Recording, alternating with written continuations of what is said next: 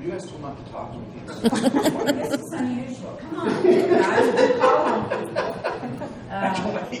How do we decrease correctional costs by having a good transition? It's less expensive to have someone in the community. It is less expensive, right? Prison beds are about $30,000 a year. I don't know what it is on the federal side, but it's about $30,000 a year versus about $4,500 to have somebody on community supervision. It's much cheaper. So if we can keep them in the community, it's much easier, much cheaper. Healthier communities. How do we get healthier communities? By having a better transition. People not going back. What's that? Less crime. Yeah, less crime. This whole idea of community, how is the community, what's the community's responsibility for these folks? Let me put it this way. So if you go to a party and say, you know what I do? I put people in jail and prison all day. What tends to happen? Oh, that's interesting. Tell me more about that. Is that what you get? I don't know. Let me ask you. Is that what you guys get? Well, if you're all with a bunch of other, if you're other prosecutors, I get it. But if you're just like with a group of the community who aren't don't work in the system, what tends to happen when you tell them what you do? You like to hear stories. How many of you work with a sex offender group? Like either prosecutor or criminal way specifically? No? Okay. Well, that's what I do. My whole building, I got 74 beds. About 60 of them are all sex offenders. Try that one at a party. So what do you do for a living? Well, I work with sex offenders. Oh, that's nice. They just kind of walk away, right? It's a conversation killer, right? The community has a very nice idea of what corrections and criminal justice system is like, and they'd rather not, many of them would rather not, they'll like the occasional war story, but typically it's like, I don't know if I want to know a great deal about it, unless they have a family member involved, and then they tend to be a little bit more interested. Does the community have any responsibility in terms of its health and how we take care of this particular part of our community? This is an idea that's very intriguing to me because these folks, for the most part, are going to come back, like the numbers tell us. They'll come back into your communities. I also have responsibility for the agents that supervise sex offenders in the community. And we have a problem with where do they live. Because we all want them living in our neighborhood. No, we don't, right? So we have a registry that tells us where they live. Okay? But it continues to be an issue. Where is a person that has a sex offense and has group A sex offender conditions going to live?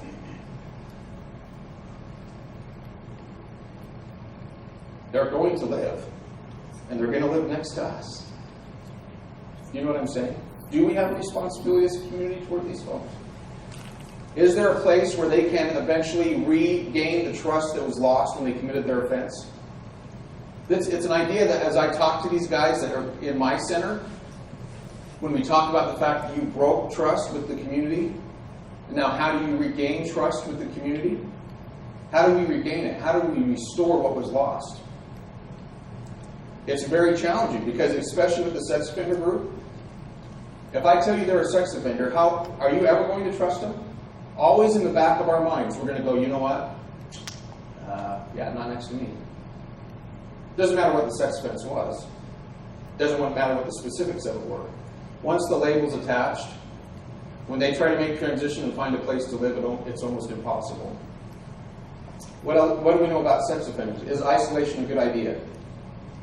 No. But we want to isolate them. Right? This isn't a guilt thing, sorry. I'm not trying to go there. What I'm saying is this idea of community health becomes important to all of us as we talk about these folks transitioning from incarceration to the community. I have not heard of a sex offender solely on a sex offense being put to death. I could be wrong, but I don't think the statutes speak to that, do they? Regardless of our personal feelings, the statutes don't speak to that. So what that means is they're going to come back out. Okay? There will be some sense of community as it relates to the folks that we work with, whatever that looks like. Okay? Transition becomes a key. Just being able to find housing for them becomes a huge challenge. How many do you want living in one area? We deal with that all day. What's a good number? You were to pull up some zip codes in Salt Lake County and you find them clustered, what's a good number? How many? 1, 2, 5, 18? Right? Community. All right, just throwing it out there. Sorry, I don't mean it to sound No guilt involved. They're just throwing out there. Traditional roles. This is what we kind of tend to do. We kind of tend to fragment. I talked about this a little bit earlier. We focus on one part of the system. Okay? Don't share information real easily. These are stats that aren't surprising to us either. Most of the folks are going to have some kind of co-occurring disorder. They're going to have mental health along with substance abuse. Education becomes a huge barrier for them. Many of them don't have basic education. It goes back to our ability to cope. Many of the people sitting in here have college degrees. Most of the folks that we work with don't have college degrees. So all of the mechanisms that you're used to working with in kind of a middle-class community, because the system, it doesn't matter where you're at in the system's geared toward a middle-class mindset. You guys don't have a problem standing in line to turn in a form because you're kind of used to it. How many of you had to renew your license lately? Okay. How many of you stood in line to do it? Or you did it online. The smart guys are doing it online, right? The smart people, they're doing it online ahead of time. But all of us get used to that. I had to bring back 2 forms of ID to get my license renewed. Kind of frustrating. Well, our guys in transition, when they're trying to get something as basic as an ID because they can't work until they get it, they're not going to stand in line multiple days because, one, I don't have any transportation to get there. And then if I've got to do this 2 or 3 days, I'm losing interest. Okay, I got to do something. They're not going to stand in line with a form and try to muscle their way through the system. It's something you and I are kind of used to, but for them, again, goes back to that basic education idea. So we create some partnerships to try to bring the resources together to do some common planning and collaboration. Just historically, and you're all aware of this, the system has had different emphasis throughout its history. Sometimes we're very enforcement-oriented. Sometimes we tend to be more treatment-oriented. And you have this kind of ebb and flow that happens. What's been the evolution in the federal system as it relates to this concept? I got to have one of you answer because I don't know it. So, what's kind of been the ebb and flow here? Mandatory minimums and lower sentences. This is the one that I can think of. Is that are you moving away from mandatory sentencing? In the charging, yes. Under current department policy, yeah. Okay. How come they're moving away from that? Why would they move away from mandatory sentencing? Again, this is an honest question. Money. Money related to what? Bureau of Prisons. Okay. So incarceration costs are going up, and it's changing the way you're prosecuting. Am I overstating it? Maybe I'm oversimplifying it. Is that, no one wants to, okay. Changing on the margins, that's the idea. Okay, all right. But again, you see these pressures in terms of how the system behaves, and some of them are political pressures, some of them are budgetary pressures, but the system changes and adapts to whatever the environment is at the time, right?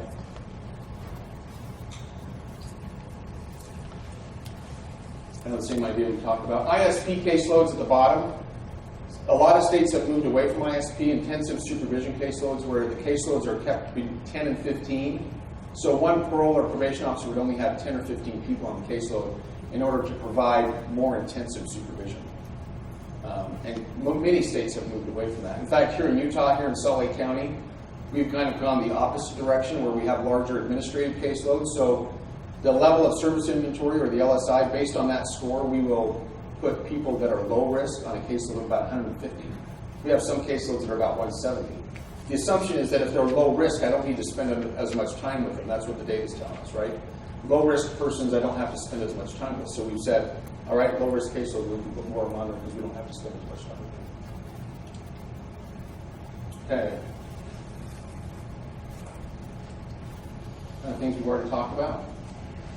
Emphasis on evidence-based practices. And this is something that we're all hearing now in criminal justice, have for several years now.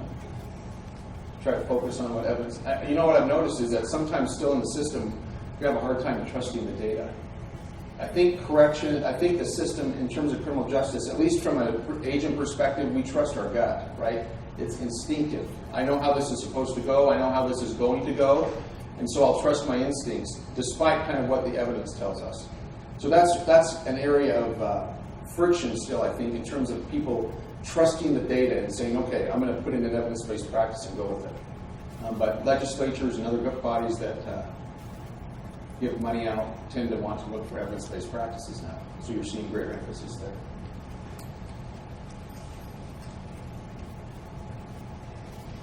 Now we can switch the mic. Oh, yeah.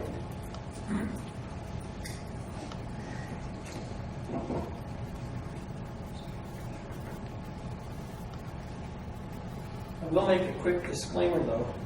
I've never been necessarily referred to in a presentation I've done, whether it's in state or across the country, as a devil. In the same way, but I can tell you, because I've known Dan for a long time, that devil does wear Prada. Okay, so just so you're aware. No, it's always an honor to be around anyone that has to do with the legal system, including offenders, because I've had plenty of opportunities to spend time with people who made very poor choices in lots of ways. But when I get to work with professionals that are involved at every level, I can't help but realize that we have a system that really cares in a lot of ways. There are issues that we're dealing with, and when I'm in front of a group like this, especially when I know I have several judges as well here, I always like to make sure I put a plug in for the system itself, because sometimes the media and others portray what the system is all about and blame recidivism issues and all the amount of prisons we have and the large numbers and all that on law enforcement and on the judicial system and everything else, because and they shouldn't be doing that, obviously, in many ways. And yesterday I told a group of corrections folks that none of us would really be needed if a lot of society's issues had been dealt with at a much earlier age and in the home and that. And so there are things that take place that we know that could prevent a lot of this from happening. And so it's good that there's a lot of prevention going on, but I'm real big on the fact that we need solid suppression. We need the adjudication at the right levels, the sentencing the right ways, and then, of course, we want people to be given opportunities that once they're out, because they're going to be living amongst us, like Dan said. If the great majority are going to be getting out, we need to try to do something to create a safe transition for them in the community and accept them back. And by the way, Your Honor, I had, in most states now, they're starting to refer to them as returning citizens instead of ex-offenders. In fact, the governor of the state of Pennsylvania made it very clear about 6 months ago that from now on, anyone leaving the prison system in Pennsylvania will be known as a returning citizen, and they were not being referred to by any other name. That was very important in terms of people's thought processes. So what I want to do, transition from prison to communities model, is a National Institute of Corrections initiative. It was created several years ago, and we've had several states that have become very model, like in some of the actions they did. They realized for a long time that even though there were problems in the system and there were evidence-based practices that they started to realize worked better than other things. So this model was created, and it was all created literally to knock down recidivism, to knock down victimization, to make communities safer for people to come back, to enhance public safety by doing it, but then to give the next generations of young people opportunities to maybe make a difference in their system. I was at a meeting 2 hours ago, and a woman came up to me and she said, I was one of the kind of kids you worked with when I was young. And she said, since that time, because I had certain people in my life that tried to make an impact, I have my master's degree now. I'm a social worker. And she said, that whole cycle of violence and things that I was doing when I was a gang member in California, it all ended with me. And now my kids are very successful because of that. So that's what we're talking about, is transition all the way around. Well, the big thing is, obviously, we're trying to work on how do you get someone who will leave a facility, become a self-sufficient, good citizen in society. And of course, those who work in the system, those who work inside prisons, will tell you that they're so used to the other side, they don't get to see the positives. What takes place 5, 10 years down the road for someone. They just see them back, oftentimes. They forget that there's a certain group that leave and don't ever come back. But they're worried about the keeping people safe, keep them institutionalized, and let's do what we need to do behind lock and key, and let's make sure that they're not going to be a problem for society right now. But they will eventually, in most cases, get out. When they do, we have to do what we can to help them to become self-sufficient and do what needs to take place so they don't go back. Public safety, obviously, is a big part of this model. And risk management and the assessment process and treatment and programming in a facility, whichever facility it might be, is going to be absolutely critical to keeping offenders accountable, but also the critical need for partnering with a lot of people in the community, agencies, faith-based organizations, state and federal type resources. I have to tell you, 6-7 years ago, if you had asked me if I believed in the adult offender group, those that got out and becoming successful, I would have told you, and here I'd spent a career doing a lot of these things, I would have told you I didn't have much faith in that group at all. I did have a lot of faith in the juvenile group, because I worked with them for a lot of years and I realized they're impressionable. We can make a difference. We can mold them in different ways. They have their whole lives ahead of them. They can do some positives. And we saw great success. We saw a lot of them go to college. A lot of them go to great jobs. Very few of them go back into the system. It was opportunity creation and communities working together and partnerships. But we worried about that until the UDAD program came around. And for me, it took spending several weeks being trained by the National Institute of Corrections, being around adult, federal, and state correctional folks that work within the system, and now I'm a strong believer in the adult system, just like I am in the juvenile system. But it took some change, and we talked about change earlier.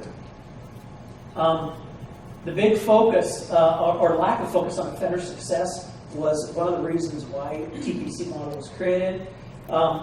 As Dan kind of mentioned, there was some real fragmentation among the agencies. A lot of agencies talked only when they needed to with their federal partners or vice versa.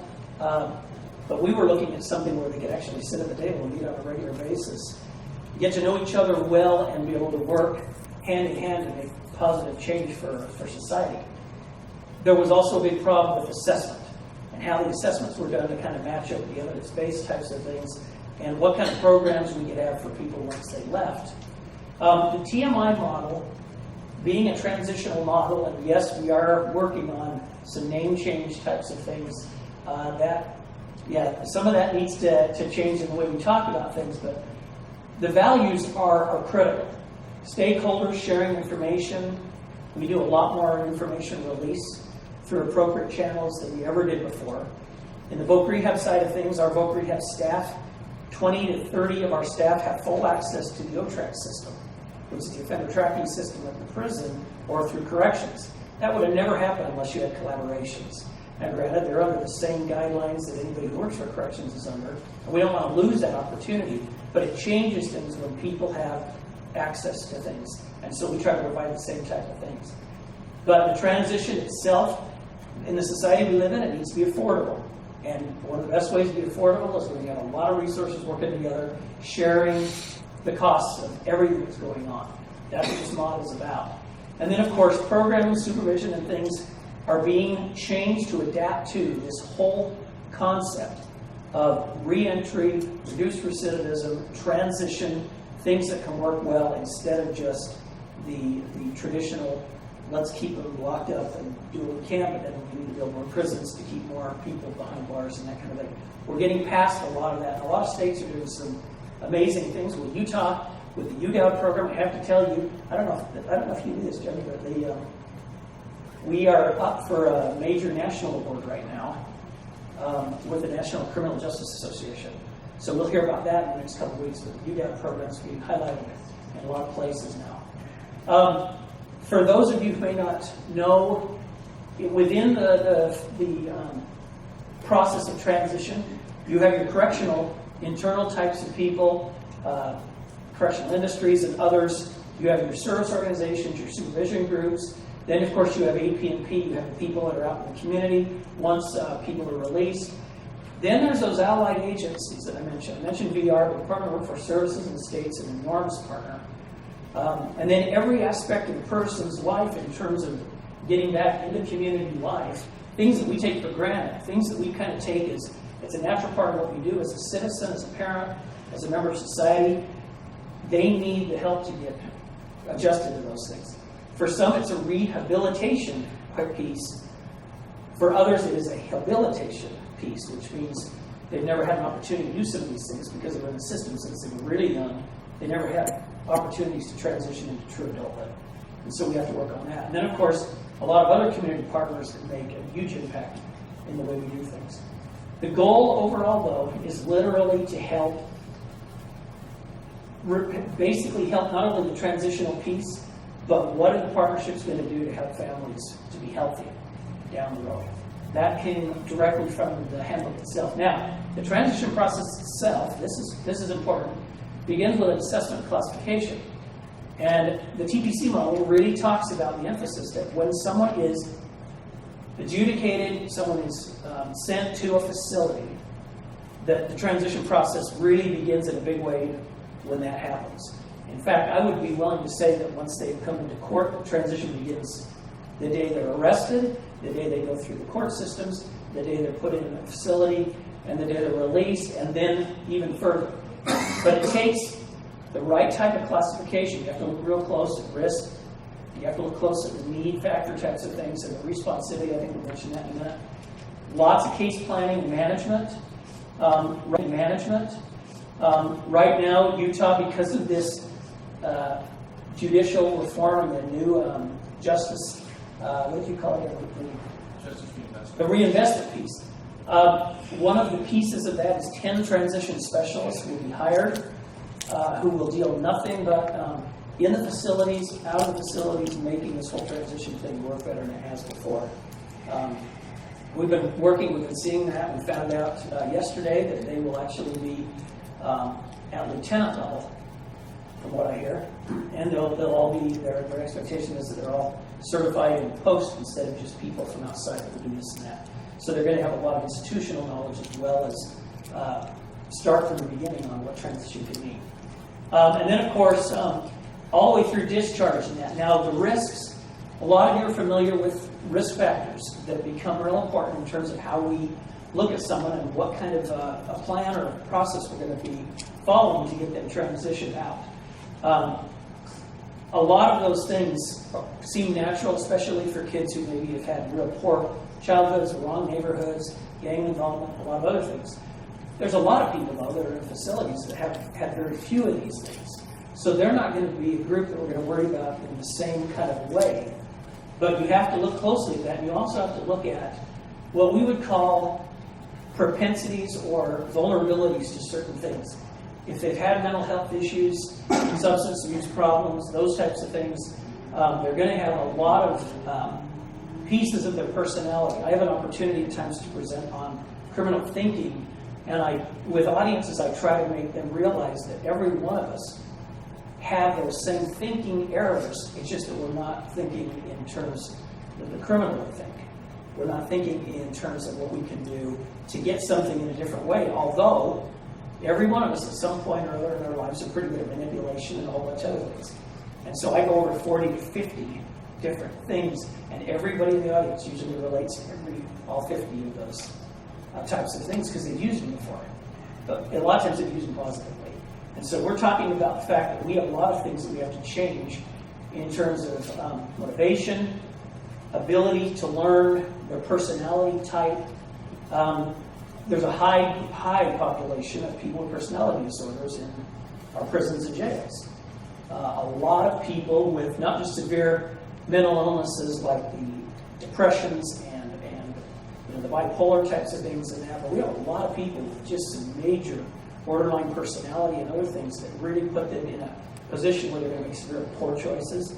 So they need the right kind of treatment options. But we need to respond the right way to that. So part of what we're talking about, what we're going to be doing a lot more in Utah, there is transitional planning that takes place, but we're going to try to take it to a level that's never been in this state for certain types of reasons. Obviously, the accountability of the offender is huge. Safety we talked about. Restitution is going to be an important piece of this. Treatment, if you don't have effective treatment in the facility and you don't have effective treatment when they get out, you're setting people up for failure and for getting back. But that treatment can be expensive. There can be a lot of other things involved. But it's that idea that if you don't send them out without a whole bunch of people helping them along the way, that's one of the reasons UDOWN and its employment pieces work so well. We have literally agents, APP agents, who are also employment type specialists now and can do job development types of activities, direct placement activities, working with employers, and that makes all the difference for someone out of the facility because they're not just being tracked and monitored and supervised in the way they've always been told that they would be, but they're given a chance to do things that they never thought they could do that are positive. So we're looking at the overall success. Now, as I mentioned, everything starts from admission until discharge, probably earlier than that. A lot of the, partners should be participating in a lot of this planning in different ways. If you're a voc rehab person, when you know someone's going to be getting out and we have a date of release, voc rehab can then become involved in the case. Well, that means that technically some of our people can go into the facilities, meet with them there, and meet with others who are part of the transition team to make good things happen. Well, Department of Welfare Services and others are going to want to be in the same boat so we can make good things happen to benefit everyone. Those three on the bottom are actually these three. I forgot to take those off. So there's responsibility at several levels. This basically formulates kind of its own map for how we do things and how we're going to get through the whole process. And then, of course, how we're going to monitor things, how we're going to advocate for people who have these types of issues. I worked in rehab counseling for 25 years. I advocate all the time for people with disabilities and the ability they could have to do certain things in terms of employment and lifestyle and access and transportation and everything else. Well, I do a lot of this promotion of what people who've been in facilities or who've been locked up can do as well. And that is kind of an important message that we all can bring to the process because we all have different areas that we're involved in the system, but it's sure nice to know that all the system pieces are working together the way they ought to be. And of course, these are what we normally would consider. You have your institutional phase. There's re-entry piece of things. There's that placement that kind of takes place, and then of course there's an official discharge, people off papers, and other types of things. That process can be enhanced in lots of ways, and that's something that we're doing through this transitional model initiative. And Dan will kind of mention in just a minute to wrap up the kind of some of the areas we're looking at and focused on to make sure that works for Utah. And then, of course, the other elements are you have the release, you have supervision in the community. These are terms that you're used to or you're probably used to in some form. There's discharge, and then, of course, aftercare and community services can be taking place for quite a while. But when you have all those partners involved in and know individual people, and there's a wraparound of services like an umbrella, people do a lot better. Recidivism has gone down significantly in several states. Missouri is a classic example. Their recidivism rate will drop 30 to 40% over a 10-year period because if they were doing this transition from prison to communities model, changed the whole way law enforcement does things, changed the way the judicial system is doing things. Legislators looked at it in a very different way. They're funding it in totally different ways to make this thing work because communities are coming together to make positive things happen for, like I said, their returning citizen. Not just the ex-offender or the inmate or the ex-con or something like that. And then, of course, the implementation, as I mentioned, is going to require regular meeting of partners. It's going to require getting that common vision in place. UDOW, we think, has that type of vision. They believe strongly in the opportunities that can be had through employment. That employment can put them in a position where they can resolve a whole lot of other issues.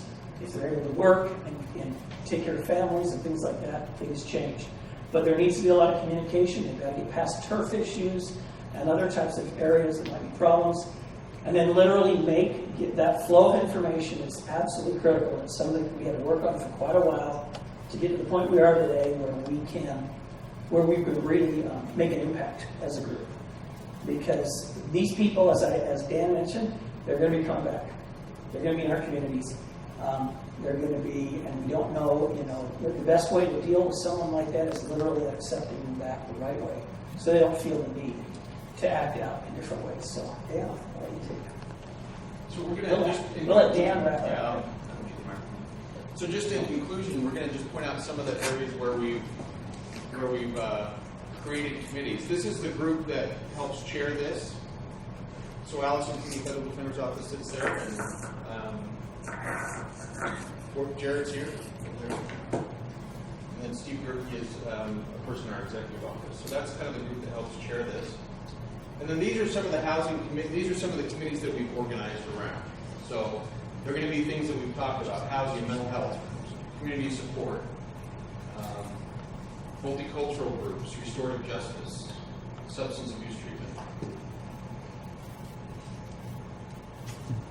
sex offender transition assessment, volunteer support. Doing some great things on volunteer support. They're also working on mentoring, which is kind of a new concept to Utah in terms of this group, but how do mentors fit in and provide resources. Final thoughts and questions? Any questions you have?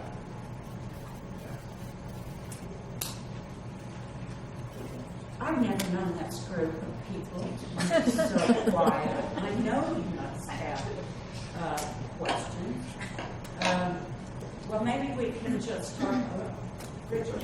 Seems like a lot of the biggest issue, from what I see, a lot of the recidivism in the cases that I deal with is the drug abuse, which is so huge, especially in methamphetamine, which is so highly addictive. How successful are we in getting people off of methamphetamine and keeping them off through these programs? I think there's a couple of things that you're seeing, at least in justice reinvestment. One, Pam Bennett's here from the State Division of Substance Abuse and Mental Health. They're going to be a key partner and always have been a key partner in terms of this new justice reinvestment initiative. One thing that's happening on our is we're hiring the state or the legislature funded 15 therapists for the department to deal with therapy. Another thing you're seeing is we're also giving money to hire, I think, 10 treatment agents. So these are agents that are going to carry caseloads specifically around issues involving treatment. How do we get people in treatment? I think the other thing that I would say about that is that, as you're all aware, penalties for drug crimes were changed. They're lowering the penalty for a lot of those because the research tells us that incarcerating a drug addict and making a distinction between addiction and abuse, being able to have a good assessment early so that the decision makers like judges and the board of pardons can make decisions that are in line with what treatment will tell us rather than just incarcerating. So the idea here is that if you can change the penalties, have them spend more time in treatment and less time in an incarcerated setting where they're not moving forward in terms of those things, then we're more likely to get an outcome. And so what I would say is we're probably on a wait to see because they'll start to implement those things this year. Drugs are going to continue to be kind of the play. They say that it could take someone 5 to 7 treatment episodes before that finally sticks. And I think it's one of the most frustrating things in the criminal justice system that we deal with in terms of trying to prevent addiction and prevent all the issues that are going with it. So I think what we're making, and Pam, I don't know if you'd add anything to that, but I think the system's I think we've always been aware, but I think we're seeking to become better at that particular piece. And I think that we're pushing a lot for things like forensic peer support, so that those who can understand prompted to stand. That was a quarter. But I think, we would like to see for some of those individuals, those who are doing well and are able to give that guidance and understand addiction maybe from a personal perspective to be able to help pull people through that so that maybe they get through it in 3 instead of 5 or 7 rounds. So that's a big push that we're going to be making is to have some of those resources and following that timeline, having them ready when that person is going to discharge so that they have what they need to get into the community, so they have the medication they need, so they have somebody who's going to help them get to those first appointments, so they don't get lost between that discharge at midnight on Friday and their appointment Tuesday morning. Somebody will help them through that. So that's one of the big pushes. What about mental health services? We always hear the horror stories about no treatment, the large percentage of people with co-occurring disorders that are involve mental health issues. What do you anticipate the change to be? And then on top of that, you address the question of housing, how do we solve it? So, at least at the state level right now, there will be a transition specialist that will focus specifically on the mentally ill, which will help a lot. When it comes to the mentally ill offender, caseload management becomes the key. There's got to be somebody that's going to help advocate for them in the community. From the State Department of Corrections, we're looking at providing 3 months of meds after release, which is new. And medication management can be a huge thing for a lot of them. 3 months is pretty significant. We haven't done that before. I have a guy in my building that transitioned out, and he was able to keep the department paid for 3 months worth of medication. And many of those medications are not cheap. And so for the mentally ill offender, I think these kinds of efforts are important. Another thing that we're seeing, and I don't know about the Federal Bureau of Prisons, but on the state side, in some specific cases, we see them actually step people down. So instead of having a mentally ill offender that was difficult to manage in the institution come from a maximum security setting to the community, which you can imagine, they're mentally ill, they're isolated, right? They're in a cell 23 hours a day. The only contact is through a flap in the door. Okay? Now we're actually transitioning them to a place where they can start to socialize with people again before we stick them back in the community, which is huge, right? This is a huge deal. Institutions, the real goal would be for them to start to respond that way for those that are mentally ill. Mental illness and isolation don't work. It doesn't work. And so I think we're starting to see some efforts to try to recognize that differently. Unfortunately, some of the largest mental health providers in our system are prisons. They were not equipped, right? We're trying to do our best with what we have, but prisons were not designed to be mental health providers, and they are. We spend millions of dollars on medications every year. And I feel like dripping water. Do you know what I'm saying? I'm a drip. I don't know. You have to hit this thing hundreds of times to try to help the system become better at it. It's not blaming us. I'm just saying over time it's what's happened, and I think we're getting better at it. That's what I think. I think these kinds of efforts are helping us get better at it. Housing will continue. Housing will continue. I think we had a meeting with, again, State Vision. They have some great people that are working on housing issues. But again, I think what you see is that we've had a big push in helping end homelessness in Utah, right? There's been a huge push. Housing first kinds of models, where if we can get them in housing, then we can put services around them after they've been housed. And so I think these efforts are finding some traction, but I think it's going to continue to be an issue around housing and mentally ill, and how we get them out of prison and into the community, because being able to maintain a household, pay the bills, pay the rent, pay the lights, get food for someone that's mentally ill, I think will continue to be a challenge. I wish I had an easy answer for it, but I'm not sure. I think we're getting. One other question. Have you solved through this process the ID issue? Yes, at least at the state level. And you guys had a direct impact on that. They're now issuing state IDs at the state prison before they get released. And you guys had a direct impact in terms of why that and how that happens. Yeah, it's 5 after Tuesday. Any other questions? Go ahead. So as we all leave here, what can we do practically to help pull this along? For me, I think the biggest issue is to, one, be aware of the issues. As you make decisions in your individual areas, be aware of transition.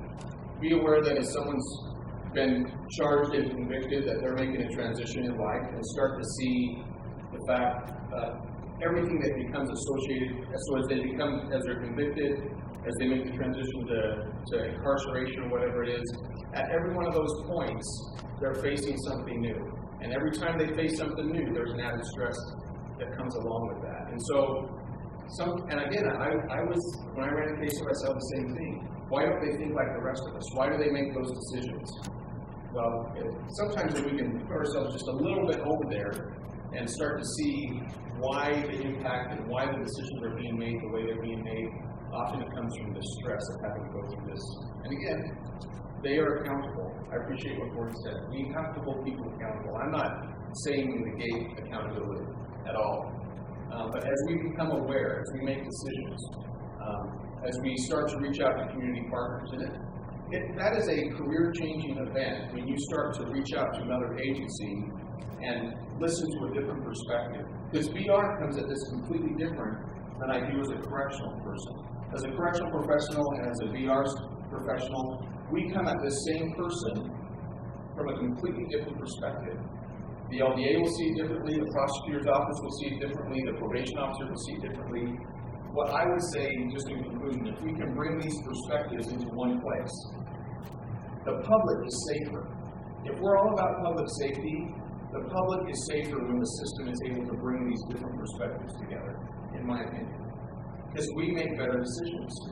And that's what we're paid to do. People expect us to make good decisions with the best information that we can. So I think that's how I would answer your question. We need to bring our various professional competencies into the same space and make good decisions that keep the public safe and help the offender make the transition. Thanks to Dan and Gordon.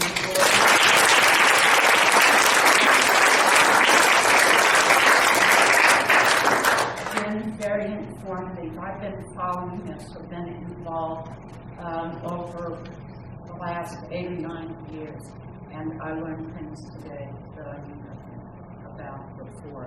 So taking them out, or Dan at his opening remarks, I hope that each of you have learned something that has furthered your education in this area and may help you to collaborate and cooperate for the betterment of the community. So thank you all for coming.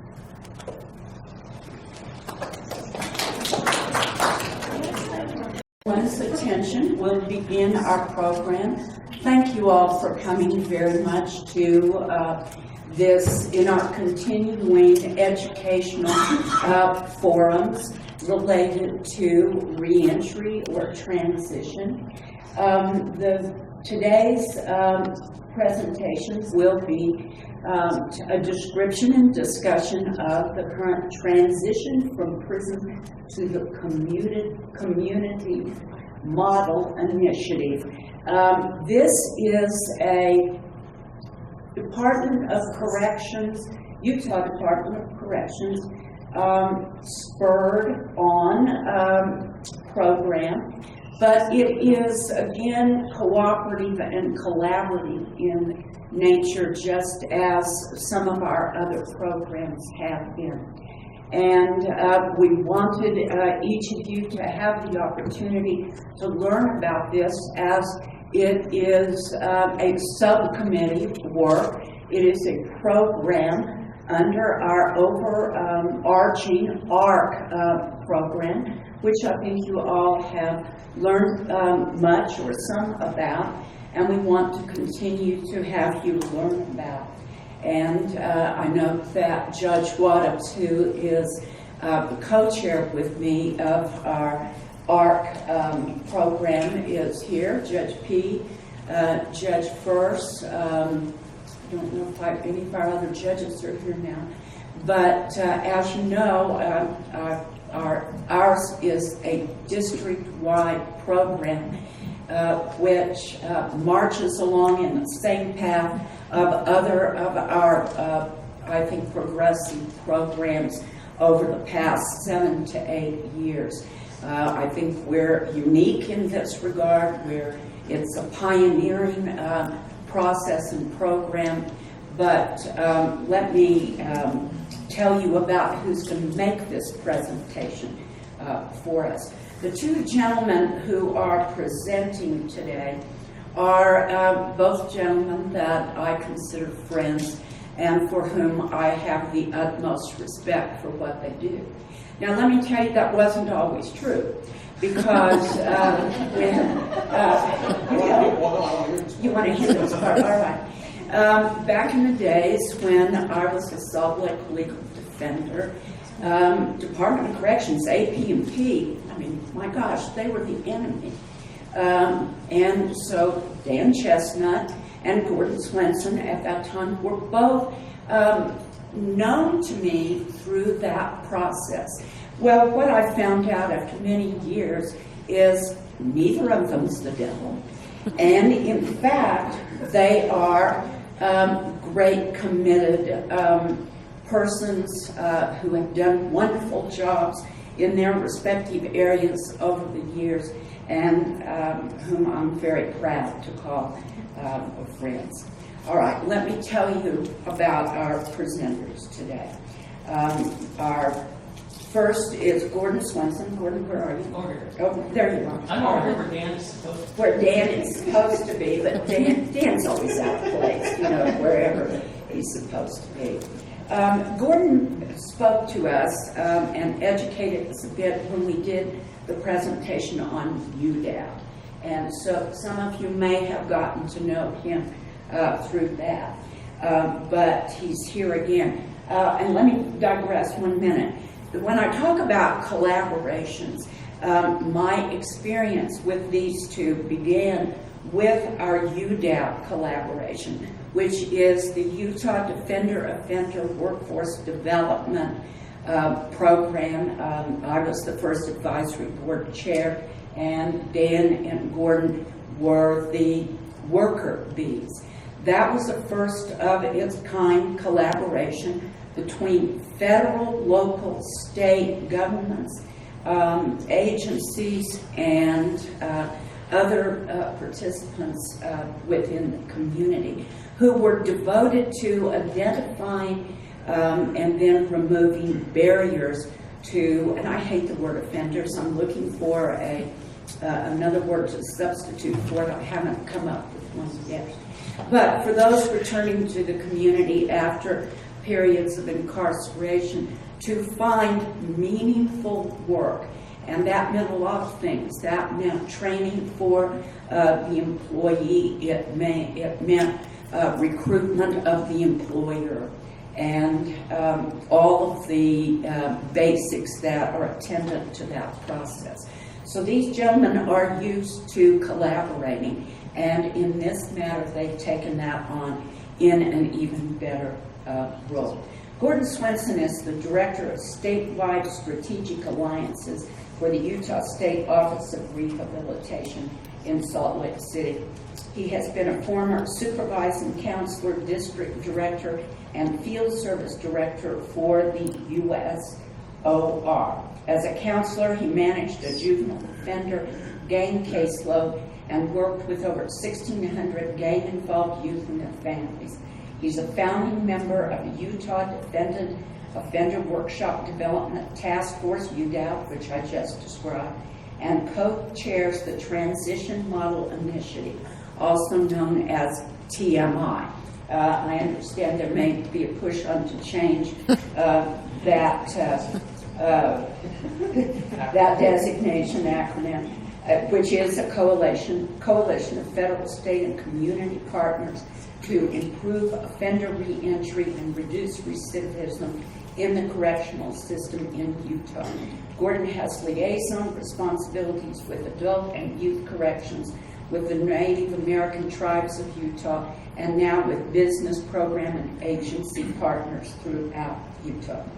He has received his bachelor's degree in sociology with a certificate in criminology and corrections from the U, and has a master's degree in rehabilitation counseling from Utah State. He is a licensed vocational rehabilitation counselor with the state of Utah, in addition to being a certified rehabilitation counselor authorized by the Commission on Rehabilitation Counselor Certification. He also holds a current certification as a Global Career Development Facilitator through the Center for Credentialing and Education, Inc. He served on a number of other committees, but I think that rather than give you additional information about him, I'll let him sell himself. Dan Chesnut is currently Assistant Regional Administrator in Salt Lake County for Adult Probation and Parole, and the Director of the Bonneville Community Corrections Center. He has worked for the Utah Department of Corrections for over 18 years. He has worked in the Training Unit, the Division of Programming, and the Division of Adult Probation and Parole. As a probation agent, he assisted in the DORA program, a probation supervision team focused on assisting drug-addicted offenders. He has also assisted in the development of an employment project designed to help offenders find work, that'd be UTEP. He is a graduate of the U of U, where he earned a bachelor's in political science and a master's in public administration. He's the proud father of 5 children who range the ages of like 24 to 1. So here are Dan and Gordon. Thank you.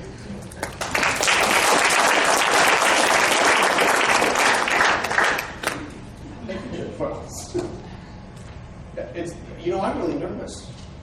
I don't know why. Here, let's start off just by, everybody bought their periwinkle book. Did everybody bring that? You saw that in the announcement? Called Federal Courts and What They Do.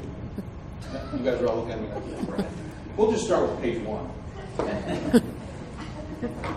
You guys on the list, Mom? No? Okay. Get to know that a little bit. I'm really grateful to be here. I'm grateful that you took the time right after lunch. How many of you had a nice heavy lunch? Okay, just keep your eye on you. If you need to get up and walk around, do that. That, you know, burrito was sitting there anyway. Feel free to walk around. We're going to talk a little bit about transition today. It's a passion of mine. I think transition becomes one of the fundamentals for all of us as we think about the group that we work with. Anyone here from the U.S. Attorney's Office? Oh, man. Great. Thank you for coming. Federal defenders. You guys are all sitting together, too. Who else is represented? Probation, U.S. Probation. You here from U.S. Probation? They had a big training. Okay. Who else is here? Who did I? What's that? Courts. Okay. Come on. Yeah. Courts. Awesome. I hope, obviously in a presentation like this, the greatest hope is that you'll take away something that will be useful. And I feel that burden as a presenter. I've sat in lots of presentations. My hope is that you'll walk out here and go, okay, maybe I didn't know that, or I made a connection with somebody and I could take it and use that in my work. I think one of the things, and as we talk about collaboration, one of the great dangers in the criminal justice system generally is that we get kind of involved in our own furrow and we don't very often look outside the furrow. Does that make sense? I mean, we get kind of focused on what our particular mission is, and then we don't take looks around the system to figure out how we can connect with each other. And so the effort of TMI at the end of the day is really to try to get us to have some conversations.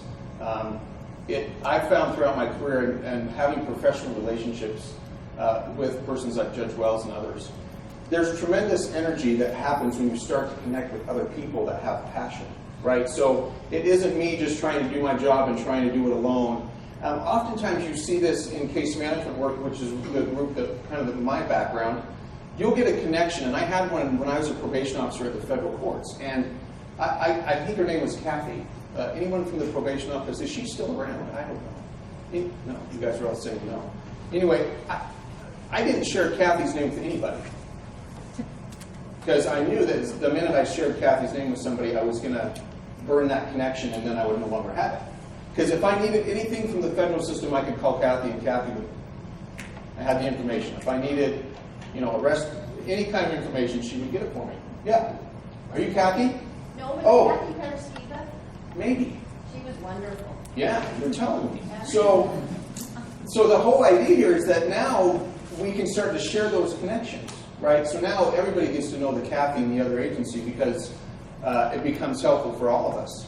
So as you look at transition generally, and our presentation here today, and the whole idea is that we can start to share those kinds of connections. And I'm under the assumption that as the system connects itself with each other, because we all share the same people. It doesn't really matter. If I'm supervising on someone on state probation, eventually they're going to make their way into the federal system, and vice versa. We supervise people together all the time, and oftentimes we do that in parallel to one another, without really talking. And ultimately, I think what happens is that individual loses out, and the public loses out on something because the system isn't as smart as it could be. No disrespect intended. The system is not as intelligent as it could be because the various parts aren't talking to each other. So the premise of TMI is that as the system starts to communicate, the system becomes better at what it does. The challenge is that some parts of the system are set up by design to be adversarial.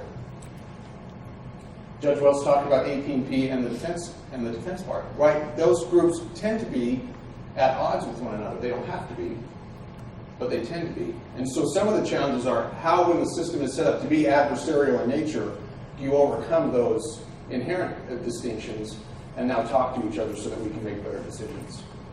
We all consume information. We all have to make decisions based on the information that's given to us. And again, the premise here is that as we have better information, as we can share information, we make better decisions that ultimately in the long run, I think the community expects us to make, right? So that's kind of the premise as we talk about this overall presentation about where we'd like to go. That's us. So these are some statistics. I'm not going to spend a lot of time here. We know that there are a lot of people that are transitioning from prisons and jails to the community. Many of them are going to be rearrested. The numbers I don't think have changed a lot. Maybe have gone a little bit higher. But overall, that's kind of what you see happening. In Utah, I think, if I remember correctly, I think Pew's last number on our recidivism rate was right around 54% or something. So within 3 years, about half of the group that we bring out will go back. This year, as you're all aware, I'm sure that legislature passed some legislation called the Justice Reinvestment Initiative, where they're trying to address this particular issue. The Department of Corrections, the Division of State Substance Abuse and Mental Health have all received funding and positions to try to address that issue. How do we curtail this large group of people that are going back? Right. So, successful transition. Let me just throw it out to the group real quick, and we'll end at 2 o'clock, I promise. We won't go past. What is transition?